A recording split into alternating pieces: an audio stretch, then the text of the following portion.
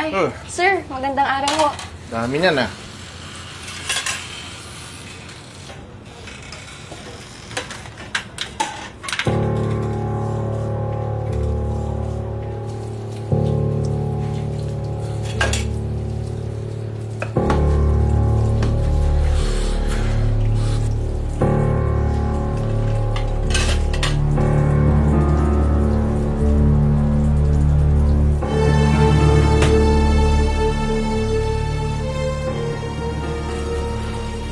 Kamusta naman yung trabaho mo ngayon? Okay naman, sir. Masaya naman po ako dito. Ano ba?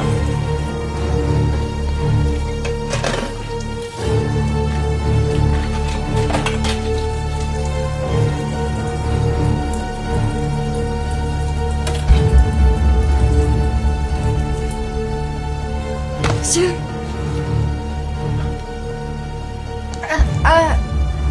Sir, mabilis lang po ako dito tapos babalik na rin po ako agad sa para magsilbi po sa mga customers. May pasok na rin po kasi ako bukas sa eskwela. Hinihintay na rin po ako ni Mamay. Baka po pwede ko na pong makuha yung sweldo ko. Ganun ba? Dali.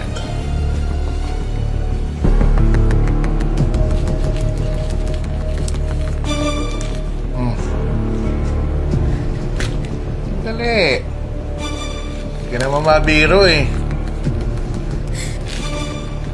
Sa'yo yan. Salamat po, sir.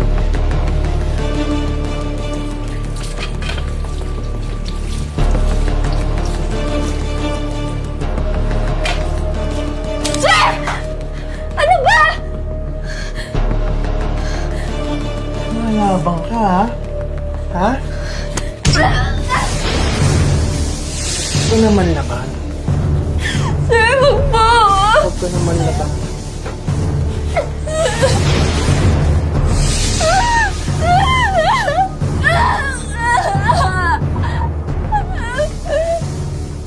Years old ka pa lang nung nag-umpisa ka magtrabaho sa kantin, di ba? Opo. Bakit napakabata? Nag-umpisa ka na magtrabaho. Kasi po kailangan po eh. Kasi po yung father ko, nabaldado po Nabaldado? siya. Opo. Ay, nako. Tapos ang mother mo, buntis. Opo.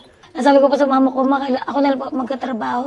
Kamusta naman ang pakikitungo sa'yo nung mga may-ari ng, ng kantin? Nung una po, maganda po. Mabait po kasi binibilang pa po nila ako ng mga gamit. Oo. Sobrang bait po nila. Tapos Oo. po, nung mga ilang buwan na po ako, Oo. nung umalis po yung amo kong babae, yung lalaki, bigla lang po sumusulpot sa likod ko. O tapos? Sabi po niya sa akin, subukan mo sumigaw. Sabi niya gano'n, hindi daw siya magdadalawang isip. Aba, talagang. Tapos? And po, nakuha niya po yung gusto niya. Nagbunga yun, di ba? Nabuntis ka. Opo.